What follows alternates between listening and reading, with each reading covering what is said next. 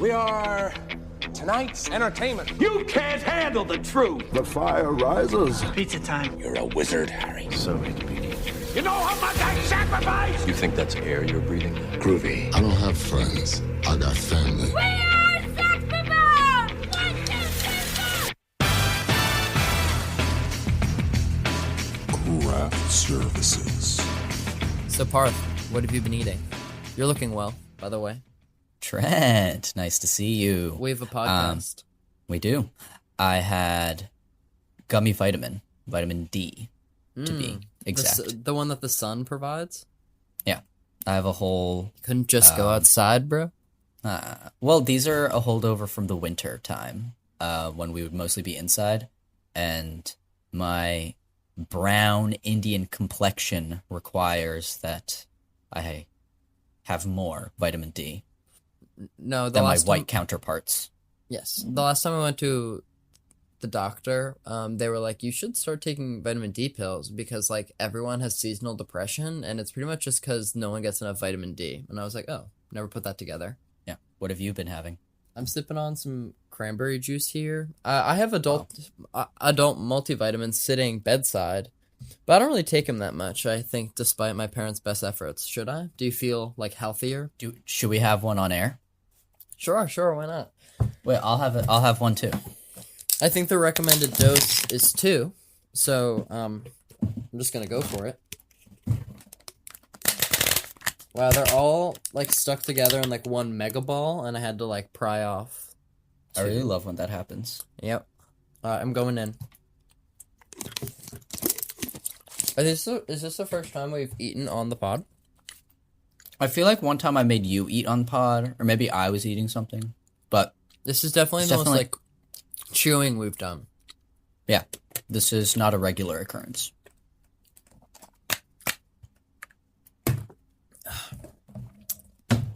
Well, that's done. Yeah. Wow, I feel better already. I've got a pep in my step now. I was depressed before, and now I feel a little bit less depressed. Yeah, the sun's, like, I don't know. Just, what a nice day out, you know? Just I have a new outlook on life. But, Trent, we have a pretty awesome interview. Yeah, and we have a movie to talk about. So maybe we should cut to the intro. Wait, what movie are we doing? Everything Everywhere All at Once. Yeah, we are. It's a new movie. People like it. We like it. Trent fell asleep during the movie. We'll get to that. But let's cut to the intro. Cue the intro.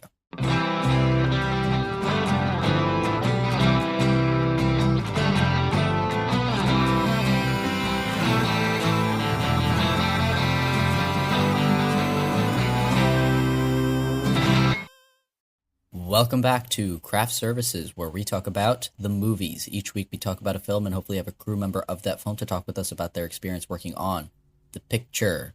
This week, who do we have, Trent? We interviewed Larkin Seiple, the cinematographer of such films as I Don't Feel at Home in This World Anymore, Swiss Army Man, and our movie for this week, Everything Everywhere All at Once. It was a really great interview, I think. Do you think so? I think so, too. It was a really great interview for a really great movie, which Trent saw 40% of. Trent, speak on that. Okay, so we have to go back a little bit. Only 40%, you think? Oh, wait, sorry, 60%. You told me 40%. Yeah. I was missing 40%. Yeah. Miz, that's my bad. I've got the general gist, but the second act I was unconscious for, and here's why. So we have to go back to a shoot that you were a part of also, to a colleague named George who did a medieval movie, and feel free to chime in whenever you're ready, but there was a chest prop that was like wooden, but then it was like coated in steel or something, and so it was very, very heavy, and the castle location was like a 45-minute hike, like on foot, up this mountain with a fair amount of... Without the chest. Yeah, without the chest. And there's a lot of terrain, and you actually have to, like, climb. The trail that we would normally have to have gone on was all icy and dangerous to go on. I was in sneakers because I didn't have the right shoes. That's just a fun little detail for you guys. And because of that, while we were going up, we couldn't use the correct trail, so we had to go in the middle of the actual woods to get the chest up. because there were leaves on the ground there, which made it a little bit easier for us to carry stuff onto. But the other problem was that there were rocks on there, like large rocks, which made it very difficult to transport. And so a journey that our director was anticipating would take 25 minutes took 2 hours to get it from bottom to top. So in the end, the chest eventually arrived, a lot behind schedule. We filmed the necessary scenes, and I believe the original plan was that we would take the chest down with us, and then bring it back up the next day. And then bring it back up with us the next day. And we quickly learned that would be impossible, or like possible, but no one would be willing to do it. Not something we were going to do. No, not for free. As unpaid people, yeah. And so I talked to the director, and I was like, you need to sacrifice the chest and leave this here forever. Because even at the end of the shoot, no way you can convince them to take it down. It's down to be worse than up, yeah, I think. And it was still icy and snowy and dangerous. We were like, we barely got through up without someone getting hurt. So, like, no way we're getting down. Yeah. So he said, fine, let's leave the chest in one of, like, the castle buildings. And we wrapped shooting, and then like 2 months passed, and it's last week, and George was like, let's go back to the castle. I need like one pickup shot, and I don't have enough coverage of the chest opening, and so I'm just going to do like an Evil Dead ground shot, steady cam approaching the chest as it opens. And we were like, okay, fine. So we drove an hour and then hiked 45 minutes to get to the castle, and then we got there, and the chest was gone. And somebody either stole it or like the park security probably threw it away or something. Jackson Clark recommended that. Oh, the reason we're telling this story is because when we went back and the chest was gone, this was the day I went to see Everything Everywhere All at Once, and we'll tie it back in. But Jackson thought that if he had been a part of this, he would have thrown it off the ledge, and so we checked around all the ledges for a while, and it wasn't there, so we thought that park security may have taken it. But then we came back from that, and I was like, Parth, I'm too tired to go see the movie, and Jackson was like, I wanted to go see the movie too, but I was the missing link because I needed to drive all of us.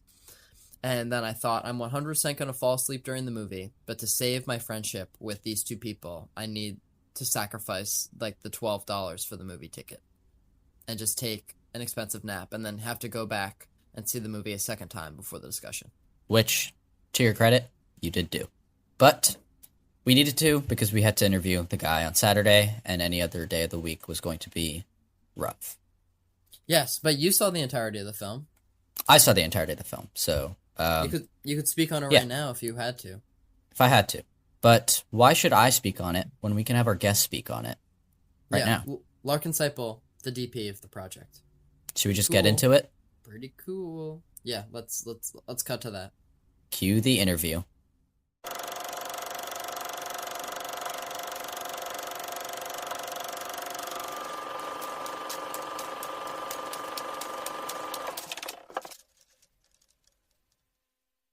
Hello, everybody, and welcome to our interview with Larkin Seiple. He's the cinematographer that's worked on such films as Cop Car, I Don't Feel at Home in This World Anymore, Swiss Army Man, and our film for today, Everything Everywhere All at Once. Thank you so much for being with us today. Yeah, thanks for having me. So just to start off, how'd you first get involved in filmmaking, and why'd you go down the path of cinematography? Do you want the long story or do you want the short story? The medium. All right.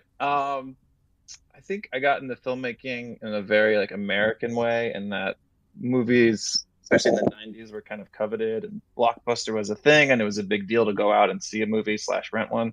And the rating system made a lot of movies kind of off the table, like R-rated films and etc. And at summer camp, I think we watched a movie called 16 Candles, which had like violence and cursing and nudity, and I was shocked. I think it was 8, and I found out the movie was rated PG. So then I realized, oh, there's this loophole. Like a lot of 80s films are basically like soft R-rated films with a different rating. So I then spent like the next like 2 or 3 years just renting like every 80s film I could get my hands on, in an attempt to like see something, Promiscuous. you know, exactly, or something my parents wouldn't let me see. And I kind of just started getting into films that way. And then eventually on weekends, I'd have to go with my mom to her work, and I would just kind of wander a multiplex, like buy like one ticket and see 6 movies, just kind of hopping theater to theater. But yeah, I did that. And then I was like, when college came around, I was like, I guess I like movies. I started making them in school. But I wasn't like, some of these guys out there that were just like making epic films with their friends and shooting on 16 mil in high school and doing all sorts of crazy stuff. So I just went to a film school in Boston, and there I started working on a lot of film sets and quickly realized that I didn't really want to direct, because I found it really painful that a director would work on one project a year. And if I could do something else like a cinematographer, I could have, a huge collaborative part in many projects within the course of 1 year. And so I kind of got into the photography side of filmmaking and haven't looked back. So how did you first meet the Daniels? I knew Daniel Shiner in college. He was in one of my roommates' comedy troupes. He was a very funny guy, and we hung out at parties and things like that. And then later in Los Angeles, when I was in the early music video scene for a lot of these Emerson kids, I met them at an event called Video Mocker, where a bunch of like young directors would screen music videos. And the Daniels showed up, and they showed this music video that they had shot on their 5D with their friends.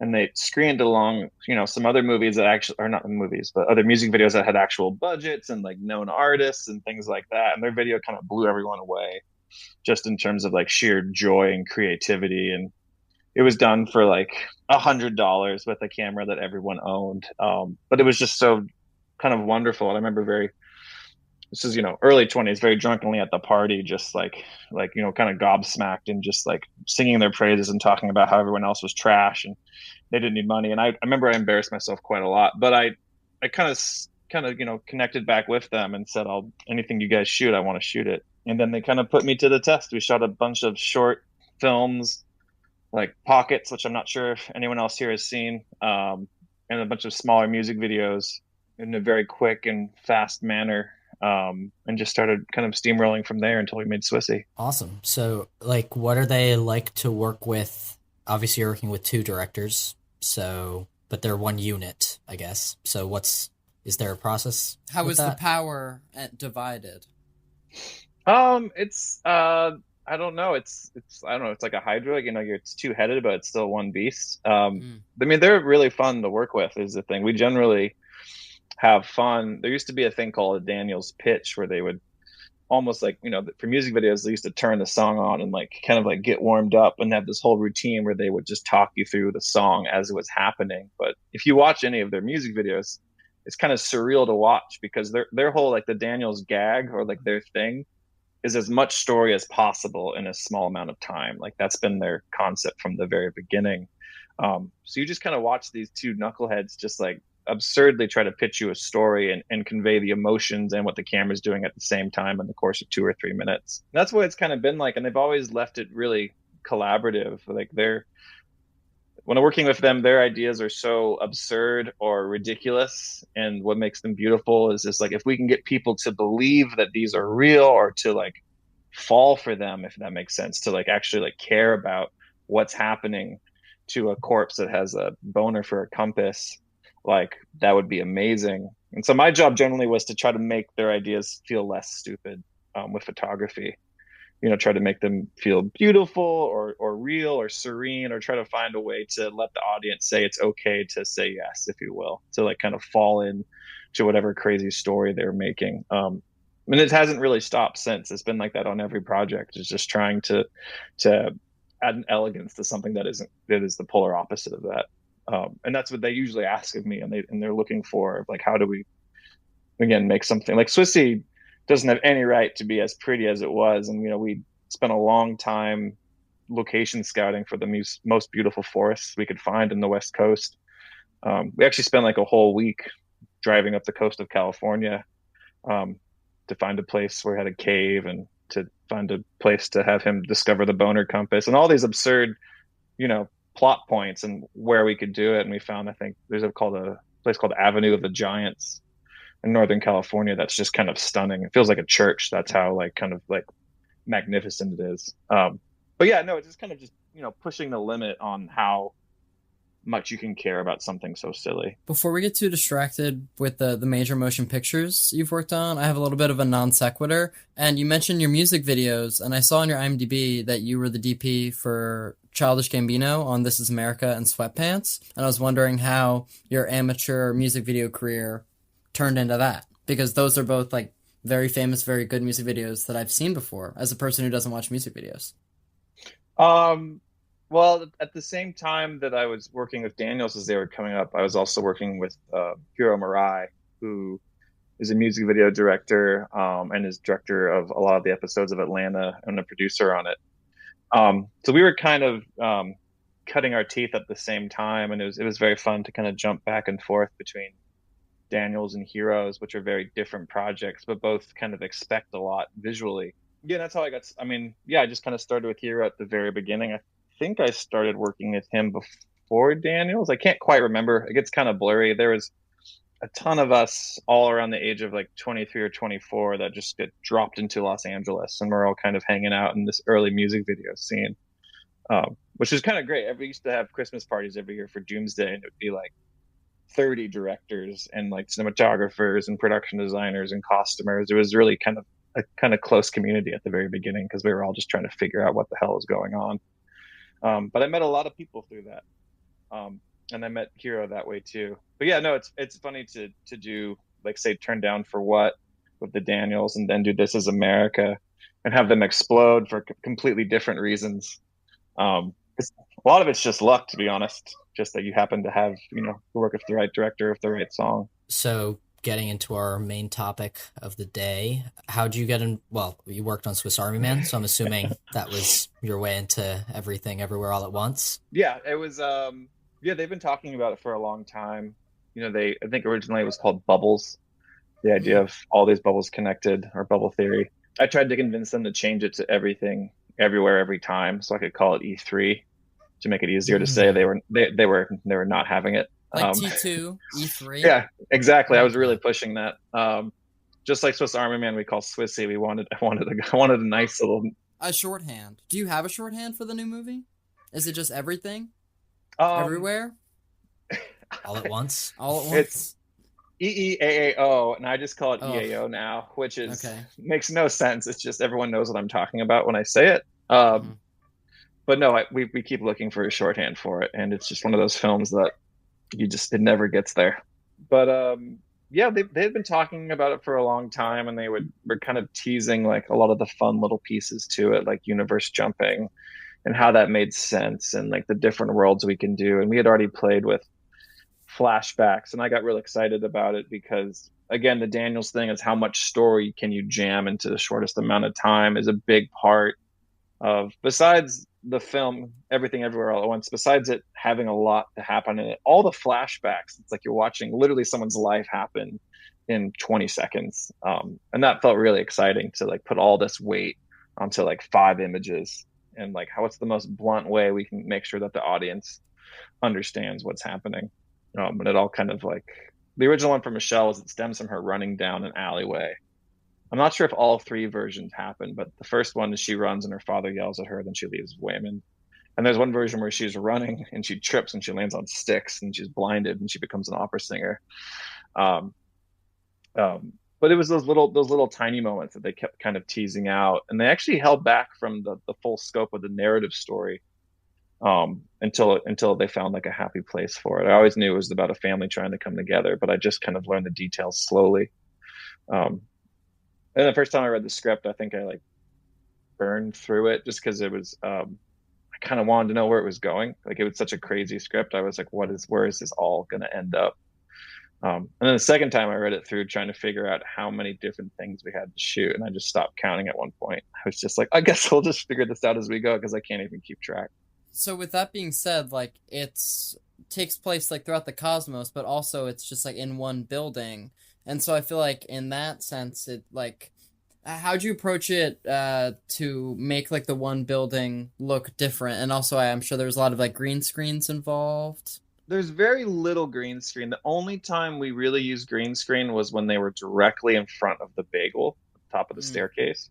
And then every other time we actually got an inflatable bagel, which is just like a giant inflatable inner tube, we just kind of put up there as reference. But for the most part, there's only like there's a sequence where they're fighting, and every hit they go through is a different universe. So we had to build a lighting. I was going to ask how you did that. We found all the stock footage, and then we had to build a lighting setup for every 12 frames, and we timed it, and we built it on like a click track, so the actors would land and the lighting would switch to like a sunset, to a house on fire, to lit by sparklers, which was a really huge pain in the ass to try to figure out what does it look like to be surrounded by a bunch of sparklers. And that was all on green screen. The annoying part about that was we shot that with Jobu and Michelle's double, because it was during the pandemic. And then this really elaborate lighting system that we built that looked very silly, we then had to basically do a diagram of it and take photos. And then there was a team in Paris had to recreate it where Michelle was. So we had to bring Michelle in for basically 10 hours of reshoots because she couldn't get back to the US. Or not reshoots, but pickups for the things that we couldn't finish on the film. And they had to then recreate it on a stage there. Luckily, I had a friend named Kaname who's a cinematographer there who does like a wonderful job. And you can't even tell the work he did. That's how seamless his talent is. But that was a fun Zoom from midnight till 8 a.m. in Los Angeles while they worked at the proper time in Paris. But the building we actively tried to do the Die Hard approach, and like how can we make one building compelling. So we started out in this big atrium of massive cubicles and played with scale. And then after that, we started working into like smaller cubicle spaces that were window based. And then we went into like hallways where the lights are turned off and it's just security lighting. Our production designer also started pushing the idea that the building was under construction from the very beginning. It's kind of subtle. But as you're making your way through it, you're seeing people working on it. And so later on, as they get towards the end, there's the butt plug fight is actually in a construction area because we were so tired of shooting cubicles. We're like, well, what if we just covered the cubicles in like, tarps and put in construction lighting and things like that? And then we shifted. It actually ends back where it started, which is the atrium. So we go back to the ground floor and have a dusk feeling. And then the very end, which is what we call the empathy fight, where she makes her way up the stairs, kind of using kindness to stop people. The lighting that for there actually makes no sense. It's this big, giant, golden softbox that's kind of vibrating with like this kind of chaos. I guess it's the bagel light, if you will, this big pulsing top light that's happening. That's basically what we did. We did actively try to find different looks and to switch it up for every scene because we thought, I've seen movies that are all set in an office space and that kind of soft overhead lighting gets pretty monotonous after a while. So in terms of how you shot the film, did you shoot on film or digital? Because I'm pretty sure you shot on film. You've shot on film for other projects, and like what your preference is, or if it's just dependent on the project. This one was all digital. We wanted to shoot film for the flashbacks and for the rock sequence. We thought it'd be really funny if we shot the rocks on IMAX. Yeah. Like we didn't we really wanted to, because I was like, guys, what if they do play this in IMAX? How like mind blowing would it be for the audience to be in there and see this little indie, and then all of a sudden the full screen is filled with rocks. We ultimately didn't do it because we were when we shot the rocks, we did it with a crew of like 5 people, super scrappy, middle of pandemic, cars getting stuck in the middle of a desert that was 4 hours away from Los Angeles. But originally the plan was there for it. But by the time you get to that point, production is not excited to spend money on IMAX film when they'd rather, have, better wardrobe or, more lights to pull off the action sequences and things like that. But in general, when it comes to shooting film and digital, I think the projects kind of call for it themselves. This one had a lot of in-camera effects and speed ramping and high speed and just visual effects in general, just for the workflow, and digital made sense. And I think that Daniels like the immediacy of digital. They like to see what they're working with. And we also had so many different looks that we were able to build a lot of the LUTs in advance, so we could kind of figure out, like, we could actually light the scenes of knowing how it was going to look in camera. But the film I did right after, called To Leslie, was like a much even smaller indie.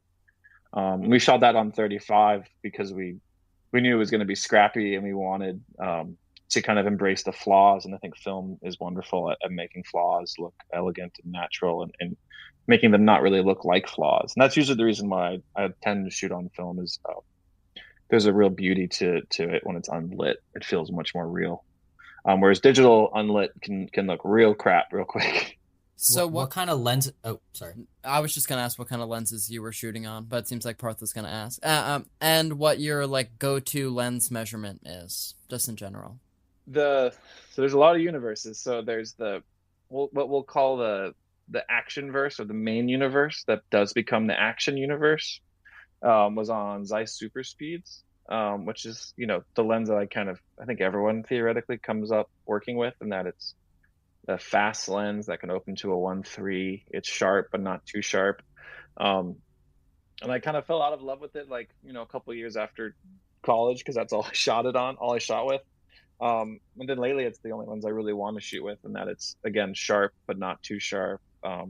Has focus as well, doesn't distort too much. But we shot that lens for the whole opening 15 minutes and everything into the IRS building. And then once Waymond eats the chapstick and channels his fanny pack fighter mode, we switched to anamorphic. There's the camera is above him and pulls back, and that's spherical, but you can feel the bars start to slowly drift in.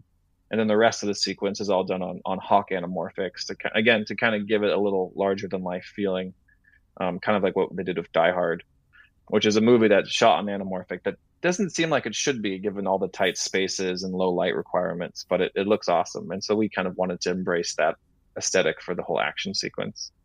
And then it kind of fluctuates between different places. I think Hot Dog Hands was shot on Super Baltars to give it a softness and a romanticism.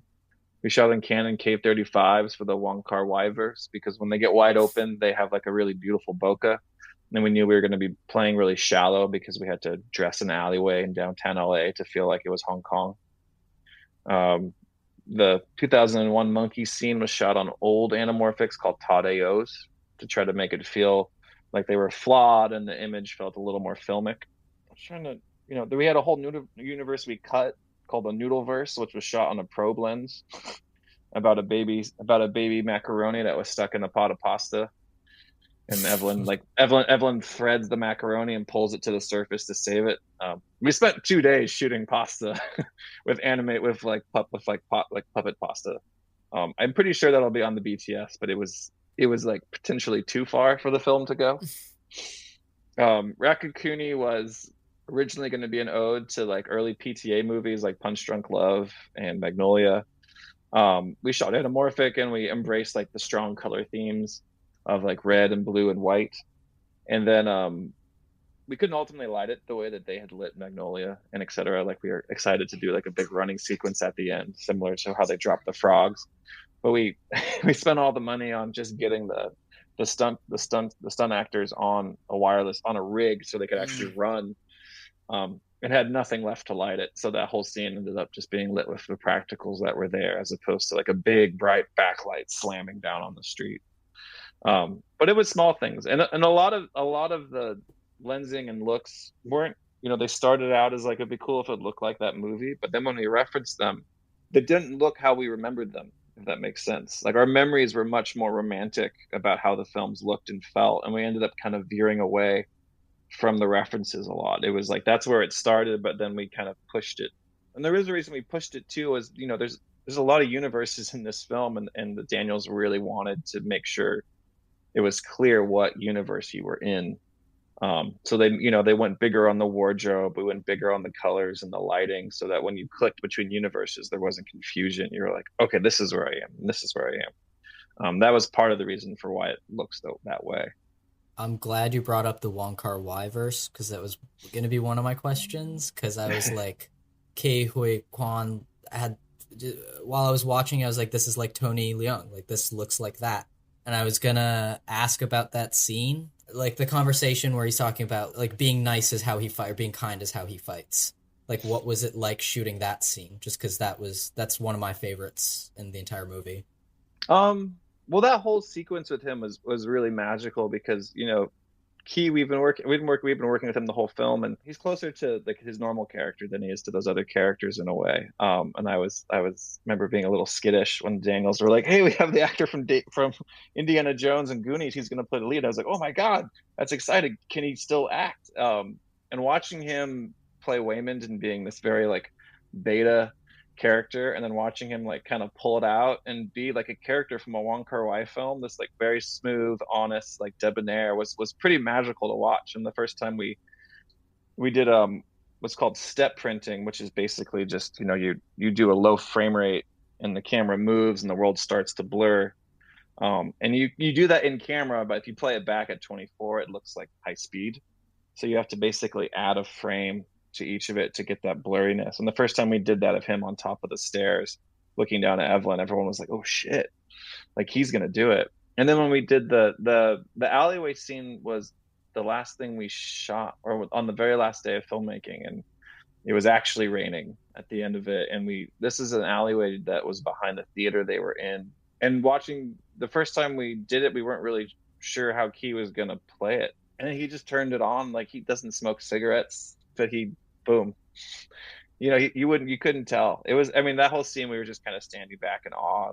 We had I think we were going to do more complicated camera moves on it at one point, and we just saw the performance and we're like, let's just let him do it. Like, just, we don't need to do anything, let's just watch. And that's the one time in the film I think we short-sighted things, where we put the actors on the hard left of their eye line to kind of force the audience to pay attention to what's happening to them. I don't think we do it anywhere else in the film. It was awesome, and I took notice of it. Oh, great. That sort of leads to our next question. So were things like malleable on set in terms of like the performance or like the camera moves per se, or were things like storyboarded very heavily? There was not one storyboard in this whole film. Oh my god. Holy shit. Were there shot lists? Yes, they were Okay. made in the car on the way to set. Generally, that's not true. That's not true. We walked through a lot of the scenes in advance, and I think the key to making good indies, I mean, any making good anything is really, when you location scout it, like really walking through and knowing, you know, how you're going to shoot it and why you're going to shoot it that way. And you know, that the Wong Kar-wai sequence was a little spooky, and we scouted this alleyway during the day. It's just like this boring, dirty alleyway. There's nothing elegant to it. Another production was on the other side of the fence, and we were like, "Oh shit, how are we going to put tarp over the fence? How are we going to hide all these trucks?" But COVID had happened, so when we shot there on the day, they had been cleared out. But we knew that we liked the idea of short-sighting them and looking down the alley, and we were like, "Oh, we'll embrace that." But a lot of the other scenes, you know, the Daniels had very specific, like just the first scene where they're meeting with Deirdre Beaudeirdre and doing their taxes, and Evelyn is in two different universes talking and having to like pan left and right and then talk to, like, you know, Deirdre in one universe and then Waymond in the other. They had all that figured out. But I guess the idea was that when we scouted these places, we used them as muses, and it wasn't like the locations on the script were very open. And so when we found this alleyway, we adjusted it, because it was like, oh, that's a T. Like, we weren't planning on that, so we'll have them linger inside that little cove. And then a lot of the office space scenes were like, well, what if we just moved it down here? So it was pretty malleable. The fight sequences were all pre-vised, which is much harder than storyboarding. And that the Daniels worked with the Lee brothers, who they found on YouTube, and they design fight sequences with them, and then their team Marshall Club would actually go and shoot out these crazy fight sequences, and the Daniels would ask for a 2-minute fight, and we'd get back like a 5-7 minute fully choreographed fight that was cut together, and then pare it down. And then once we had done that, we would then go to location and figure out what parts of that could we take and use, and how to utilize it, because a lot of the fighting is choreographed around the camera. That isn't like, it's a lot of like very ridiculous shots of, like, you know, of fanny pack hitting a guy in the face and his head knocks back and hits someone else who hits someone else. Like, a lot of it was previs, which is the only way those fights could have happened. So even though we didn't do storyboarding, I think prevising is a lot more time and energy in it, but it was mainly just for the fights. That gives me so much anxiety. We also it was 45 minutes away from Los Angeles to get to Simi Valley, where we shot it. And we kind of treated it like a location film. So I drove to Dan Kwan's house every morning, and then me, Kwan, Shiner, and then Jonathan Wong, our producer, got in a van that the Daniel's assistant drove. And so we'd spend 45 minutes kind of prepping on the way to set, talking about what was coming up and how we were going to do it. And then 45 minutes on the way back from set, kind of downloading and talking about the next day. And having that hour and a half every day with them was really helpful. And then we did the same thing on Swiss Army Man, but just trying to like being able to talk to someone about the day's work in a low stake situation is important, because as soon as they get out of that car, there's like, 6 departments all have questions for them. Actors all have questions for them. And so being able to actually, talk to them about what we're going to do and have a kind of a creative space where things could change really helped. So you've spoken about the aspect ratio changing. Was how early on in the process was that integrated? I'd wanted to do it in camera aspect ratio change before. I'd seen it done before really well, bizarrely, I think in the Hunger Games sequel. Yeah, isn't that when they go up into the Hunger Games? Yeah, it expands to IMAX. It's so well done. As much as you don't like pop movies, Francis Lawrence is like a brilliant director, and like I forget, she's in the elevator. She just witnesses like her one friend get murdered in front of her, and then she starts plunging towards the surface to basically kill all these people she's just met. And she's basically having a breakdown. And then like on top of that, this thunderous music is happening, and then like it's not just shifting from 235 to like 185. It's shifting from 235 to full IMAX. So it's like it's crazy, and they have like a good 30 seconds to do it. It's a very effective scene. I'm not necessarily like a fan of those movies, but that scene I remember being like, that is great filmmaking. That is someone actually doing this in a really cool way. And ours is much subtler. We stretch it out. I don't think most people notice when we do it, and that was the goal. But even early on, the Daniels were watching montages of different formats, and they really liked the idea of how messy it was to actually like quickly cut between these different formats. And at the same time, they also thought it was really helpful to have a shift in format to inform the audience that they were in a different universe. But for the most part, a lot of I think Hot Dog Fingers is 2-1 because we leaned towards Netflix like rom-coms in a way. Initially, we looked at referencing Todd Haynes' Carol, but we just thought that was a crime. / we couldn't do anything nearly as beautiful as what they had done. Like it was like we were going for it, and then we're like, nah, we can't. It's not going to work. I love Carol as a reference point for Hot Dog Fingers. Carol, yeah. Hunger Games, and then there's you. No, I say we referenced it as Carol, but no, we never fully did that. We didn't get close to it. So is there a scene that proved particularly difficult to get correct, or one you're most proud of, or a favorite universe, or Ratatouille reference, whatever? The hardest scene to shoot, well, it's different. The one thing to get right was what we call the empathy fight, where Evelyn marches up the stairs. And on top of like having a shifting lighting that was a rhythm that we programmed into the board by hand, kind of like a beat machine. You had people on wires, you had paper floating around, and then we had to be very careful about how we spent money. So we got techno cranes for that, these cranes that can extend the camera out.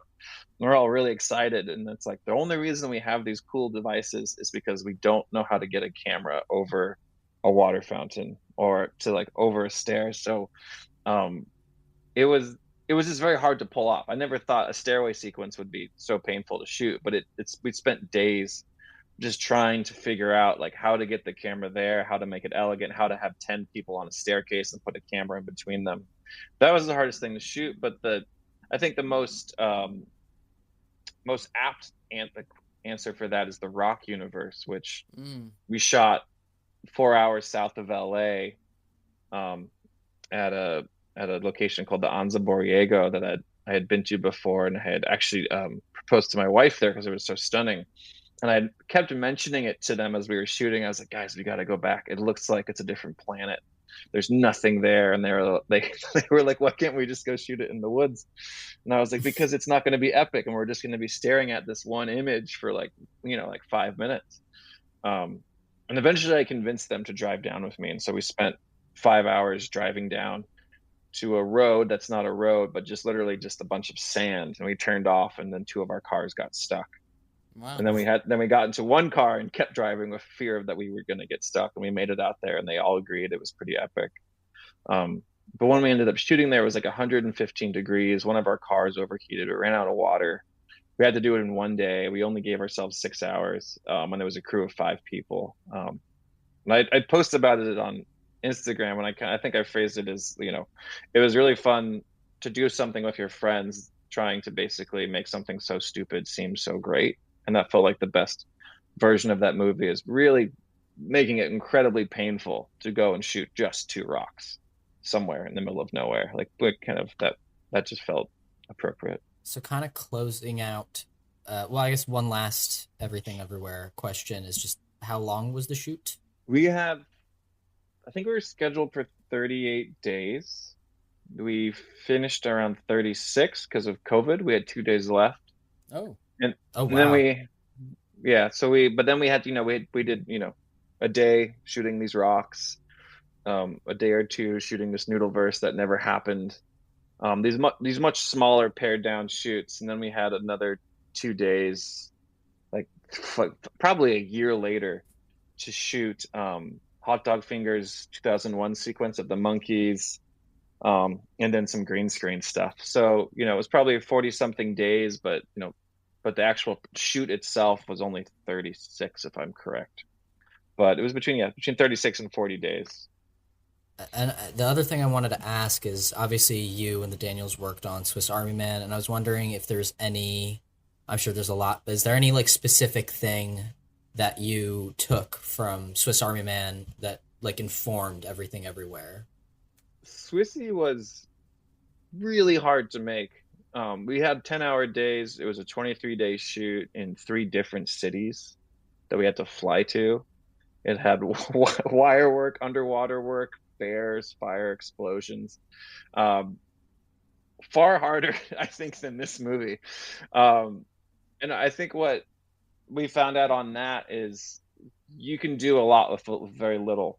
And so a lot of this movie, there's so many scenes that are just 2 seconds long. On Swiss, we kind of figured out, like, if we plan really hard for the stuff that we care about, we can, I don't know, there's not a great way to put it, but basically, yeah, if you really care about it, you can fight for it and still get it. And that's what happened on this film. There were so many small pieces that every department would be like, I care about this. I'm going to make this great. Like hot dog hands, we had no money for it. It was just going to be this cute thing. And art department was like, we're changing the whole set to mustard and ketchup and tan and hot dog pink. And we're going to add cats. Like they really killed themselves on it, trying to make it look amazing. And now Hot Dog Fingers is like the main takeaway of the movie from a merchandising standpoint. Like they're on the A24 website already, as I'm sure you've seen. Yep, that was definitely the I didn't think they could be topped, but I think Rakakuni has a dueling fan base. We'll see which sequel gets made. So before the Big Kahuna final question, just what are you working on now that you can talk about, I guess? Yeah, no, I finished a TV show called Gaslit with Sean Penn and Julia Roberts that was set in the 70s about the Watergate scandal. That was really fun and exciting to do a show trying to kind of create that look. And now I'm working on a TV show of A24 on Netflix called Beef, with Stephen Yoon and Ali Wong. Kind of a mischief and mayhem set in a modern Los Angeles. It's pretty fun. It's pretty unique storytelling. Awesome. Trent, is it time for the Big Kahuna final question? Yeah, I'd say so. So the Big Kahuna final question is just, what's the last great, not good, great movie that you watched? And it could be a rewatch or a new release. Great, not good movie. I mean, I know the answer in my head, but I'm trying to think if there's something more obvious, like a great, not good movie. I just rewatched Blade again, like the original Wesley Snipes one. Yeah, I love it. I love it, man. The movie ends with him saying, like, some motherfuckers are always trying to ice skate up hills. That's like the best. That's the best, like, finishing line of any action film I've ever seen.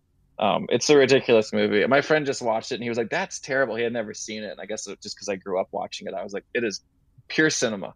It is wonderful." The open. I keep trying to work on a film that will let me remake the opening sprinkler sequence when he's in a club and awesome. it rains down blood. Like, it's just the best worst movie.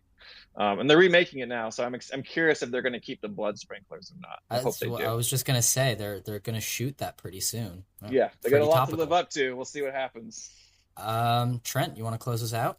Sure. Thanks so much to Larkin Seiple. He's worked on a bunch of cool movies, but most recently, Everything Everywhere All at Once, which is in theaters. You should go see it. It's really good. Yeah, thanks for having me, guys. 2E, 2A, O. Yeah, there you go.